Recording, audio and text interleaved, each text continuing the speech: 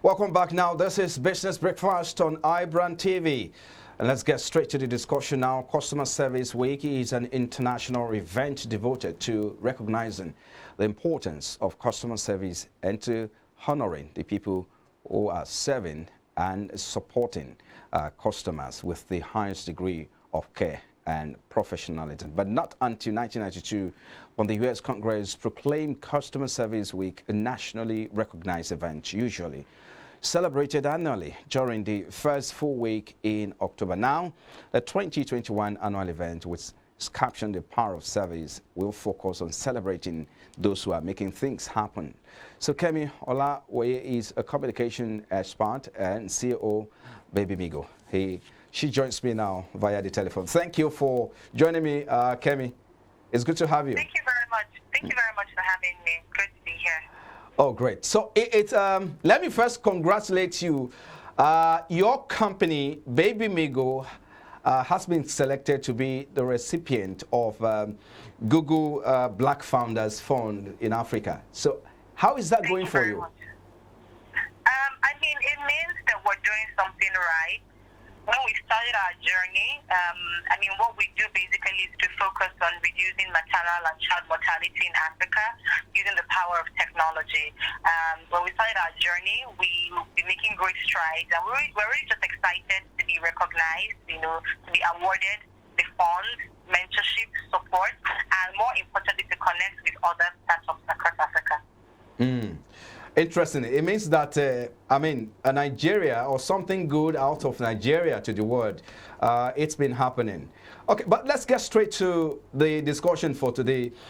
Customer Service Week since 1999 has become a global annual event during the first full week in October. I know there are lots of activities created to celebrate the power of service. So what's different this time? I think that for me personally, what I would say is different is what has changed. What has changed as a result of the pandemic from 2020 to 2021. A lot has changed in how service is being delivered. A lot of companies went remotely and even now service their clients, remotely over the phone, via Zoom and all of that kind of thing. So I would say that what has changed is definitely how services are being delivered. There's a lot more of virtual delivery of service. It's also important to mention that, between last year and this year, customers and clients are also a bit more value and morally driven, and they are now more concerned about brands and organizations that are value and morally driven. Give us a picture of how this, pandemic has disrupted the way we relate with customers and, of course, in view to make a good image of brands and product out there. So like I said, the pandemic has definitely made things a lot more virtual. Right. And the challenge with virtual is that in as much as virtual is amazing, it helps organizations to cut costs and the rest of that, it can also be a bit tough to establish that intimacy, yes, with clients and customers remotely. So I think that the focus, and even for us as a company, for my other organization, Bora, we have to share with a lot of people how they can still ensure that they celebrate this customer service week, even if you serve your clients remotely at this time.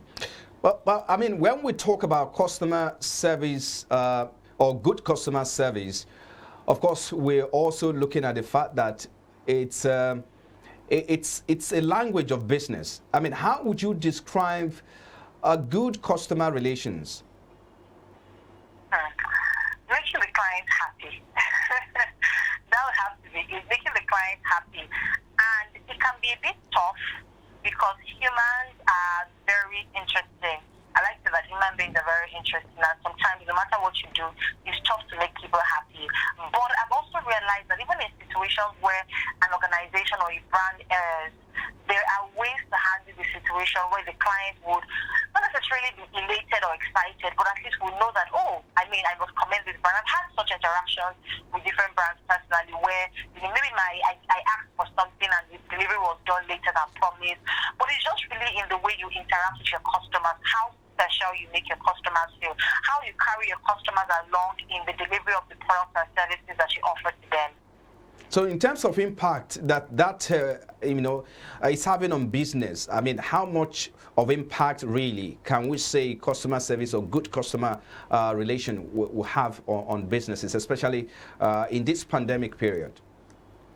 Definitely the bottom line, and the bottom line is always profit and revenue, right? So if an organization does not have great customer service and clients are complaining and customers are complaining, eventually it's going to affect repeat customers.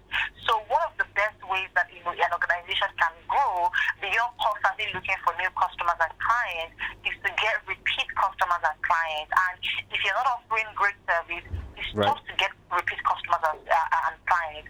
Another way will be with referrals. Your customers will not refer you to other people if you do not offer good customer service. Right. And at the end of the day, these two things contribute to your bottom line, because if you're constantly spending money to get new customers, and that's why in marketing, they something that they always say that when you work to get a new client, you also need to add something called the lifetime value of the client. So if you spend, for example, if the cost to get a new client is 200 naira, right, you have to think about, will this 200 naira just be that I'm going to get this client to work off? Or will it be that if I offer great customer service to this client, I'm going to be able to make a lot of money from the client over time? Personally, I've had people that have worked with us for 3 years and have constantly had campaigns with us just because of the great customer service that we offer. So yeah, that's very important. But something also we need to consider when also relating with these customers, even though we want to give them the best of services, is balancing profit, right? And of course, also maintaining a good image of your brand as well. How do you balance the two? Great customer service doesn't have to be expensive. You just have to be deliberate. You have to be deliberate as an entrepreneur or as a business owner. You have to be structured. So it's not necessarily about expending thousands and millions of naira. We find a lot of big brands that have gotten the best, what they claim to be the best customer service team, and people are still complaining every day about their service. When food has claim to invest millions in technology, and people are still complaining about their service. So at the end of the day, it's not really just about the money that you invest in technology. It's about the intentionality and how deliberate and structured you have as an organization. And I would say that sorry about that. I would say that in terms of intentionality, what that also means is that, what process have you put in place? How have you empowered your team to offer great customer service? As an entrepreneur, you will not constantly be the one at the interface interacting with the client. So things like ensuring that you're training your team constantly, if it's once every quarter, if it's once every, 6 months, not just to teach them, but also remind them. Because many people would also say, I trained my team on customer service in 2020. They're not doing well. What I've found, as an entrepreneur and working with teams, is that you have to constantly reiterate your values as an organization with your team. So it may even also mean that during team meetings, you constantly remind them. For me personally, I always remind my team and tell them that, without these clients and customers, we will not exist as a business. So yeah, that's really very important. Let me just quickly come in here, Kami. I mean, communications is one thing in business. So, you can say communication and good customer care are two inseparable twin. How do you think a business can incorporate these two components in their business?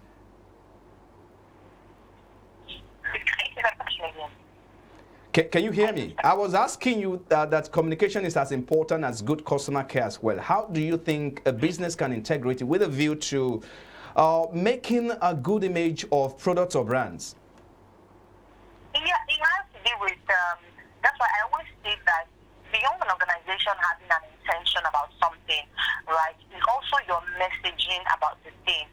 So as an organization that values customer service and understanding the importance of communication, what you now have to do is to make sure that your messaging across all channels, including verbal channels, like maybe calling the clients, written channels like emails and proposals, social media, and the rest of them. You have to ensure that your messaging is right and communicate that value as an organization that is deliberate about customer service.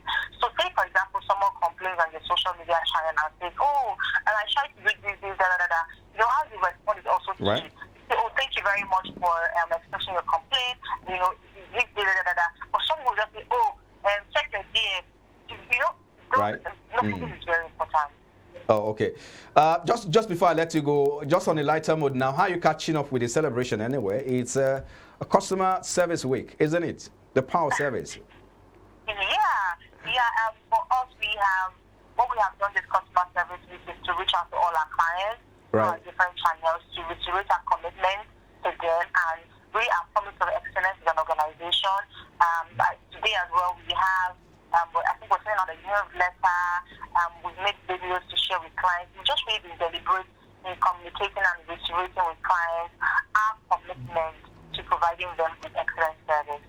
Kemi, I think I need to leave you here to go and catch up with the rest of activity for today. Thank you so much for your time on the program. Kemi Olawoye is a communication expert and CEO of Baby Bigo. Thank you for your time on Business Breakfast. Thank you very much. Bye. Thank you.